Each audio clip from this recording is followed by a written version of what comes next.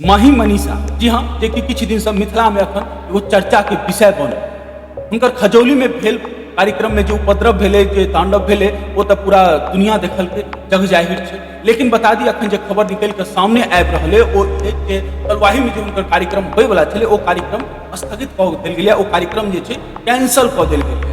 अब कैंसल हो के स्थगित हो के कारण अहाँ चाहे ओतऽ भेल खजौली में जो भेले उपद्रव ओ बुझियो, ओकर प्रभाव बुझियो, या फिर साउंड वाला सब एकजुटता देखेलखिन और कहलखिन जे मिथिला में कतौ भी माही मनीषा के कार्यक्रम हैत तो हम सब साउंड नहीं देब, ई वीडियो हम सब तरह तरह के साउंड वाला से अपना अपना तरीका से बना बना के एकजुटता अपना आप में देखा रहल छथिन। एकर अहाँ सेहो प्रभाव कहि सकै छियै जे कार्यक्रम कैंसल भऽ गेलै और जे छै कते आदमी कार्यक्रम कैंसल भेला से खुशी छी आ कते आदमी दुखी छी। काल्हि से देख रहल छी एगो फोटो जे छै खूब वायरल भऽ रहल छै माही मनीषा।